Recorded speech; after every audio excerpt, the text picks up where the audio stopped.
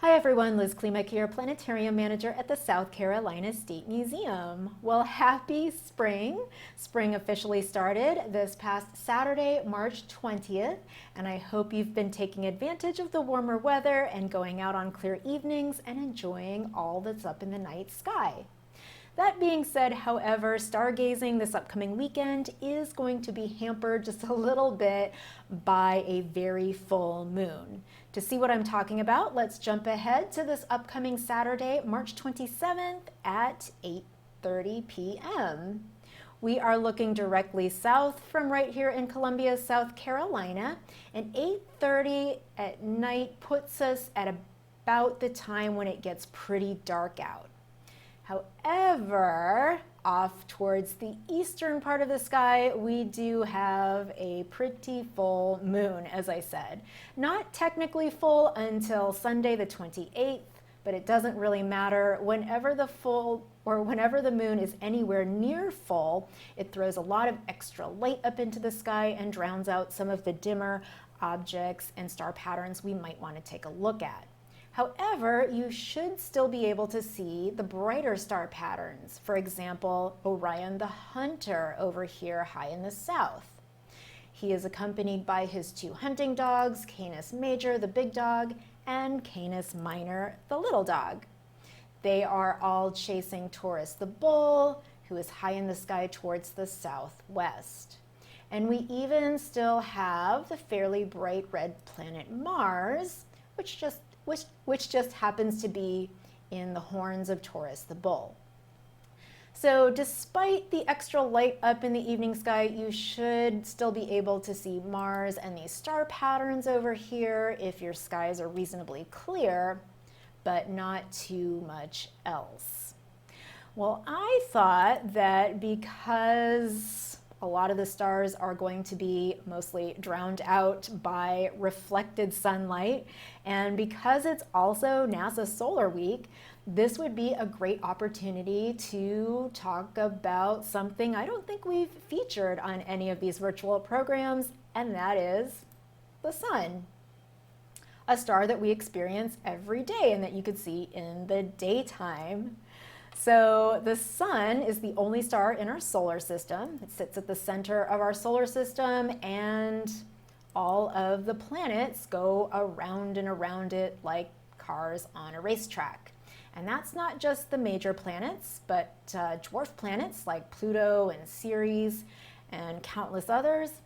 And asteroids in the asteroid belt orbit around the sun. Lots of comets orbit around the sun as well. But because the sun is within our solar system, that makes it the nearest star to us at 93 million miles away. And despite being only 93 million miles away, it takes light from the sun about 8.5 minutes to get all the way to us here on Earth. And that's with light traveling at the fastest that anything is allowed to go in the universe, the speed of light, or 186,000 miles every second.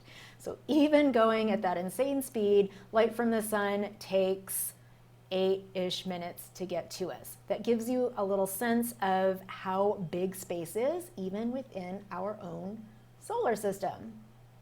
Now, it's a common misconception that the sun is on fire. I mean, it just kind of looks that way.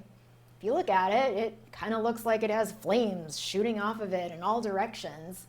So, seems to make sense. But the sun is not on fire. It shines the same way that all of the other stars that you see up in the night sky shine, and that is through a process called nuclear fusion. In the case of the sun, it's a big ball of mostly hydrogen and helium gas, with a little bit of other elements thrown in there. But what's happening is hydrogen is getting converted into helium through a process called nuclear fusion. Now, a point of confusion is that sometimes when you're reading popular science articles or listening to podcasts, you might hear the term hydrogen burning.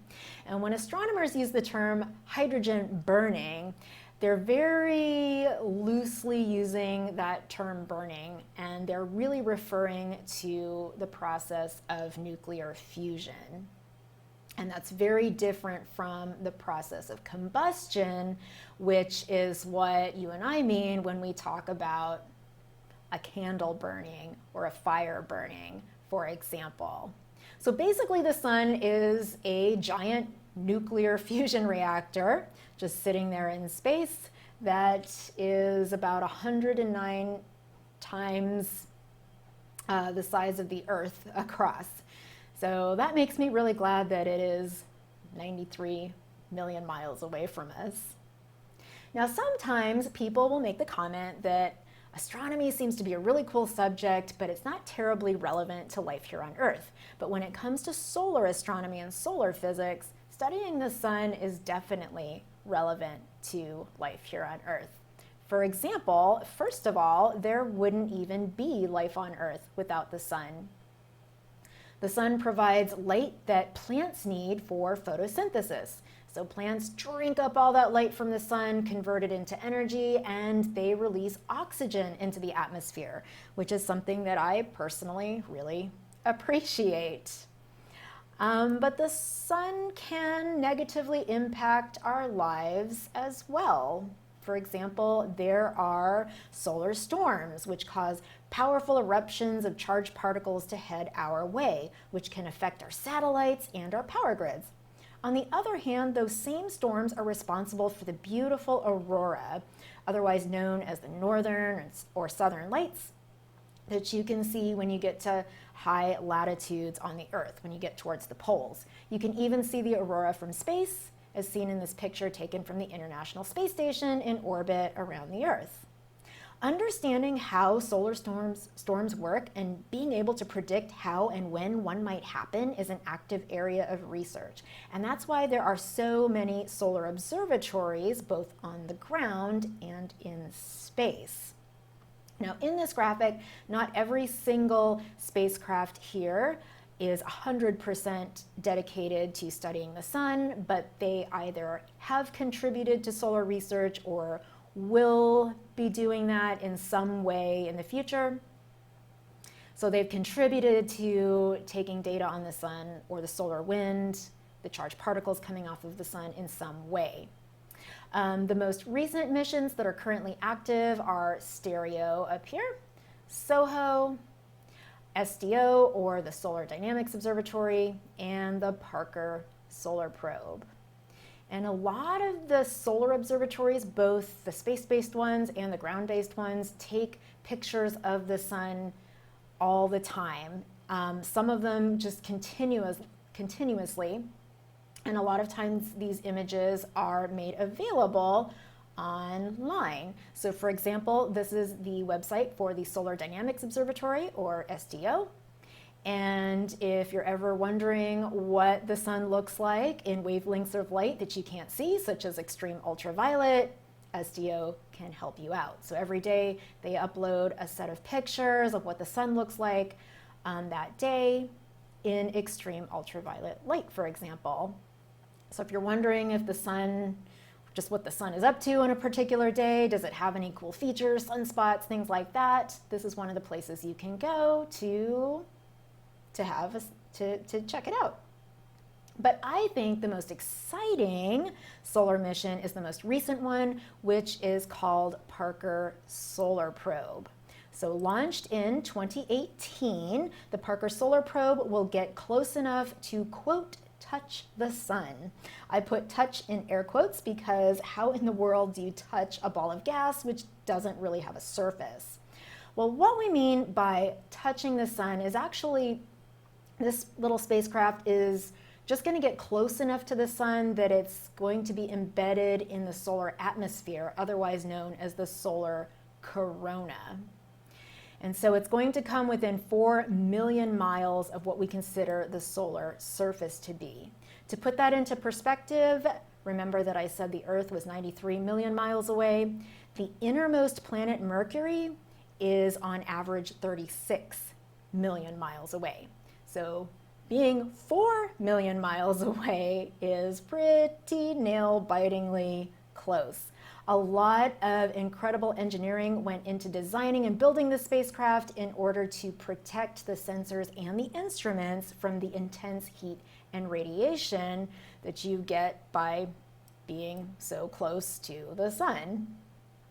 Well, I hope this gives you a bit more of an appreciation for something we tend to take for granted, the sun, because we experience it every day. The sun is always shining, even if it's obscured by clouds, so I like to think that every day is really a sunny day. I hope that if it's clear out in the daytime, you'll be able to go out, enjoy some sunlight, and then if it's clear at night, go out, enjoy some reflected sunlight. Remember that when it comes to the sun, it's never safe to look directly at the sun without specialized proper equipment. For example, here at the State Museum, the Boeing Observatory does have a special solar telescope. It's piggybacked on our big Clark refractor, and it has special filters on it that are specifically designed to protect your eyes and other instruments when looking at the sun. But if you're ever in doubt as to whether or not what you're looking through is safe or not, just don't do it. But when it comes to the moon, looking at the moon is always safe because it's only reflecting back a little bit of sunlight at us. So looking at the full moon or the moon at any time is always safe. But thank you so much for joining me. Again, happy spring, happy solar week. I hope you enjoyed this episode. Don't forget to click below to like, subscribe, comment, share, all that good stuff. It definitely helps us out. We really appreciate it. And as always, take care of yourselves, definitely take care of each other, and I will see you back here next time.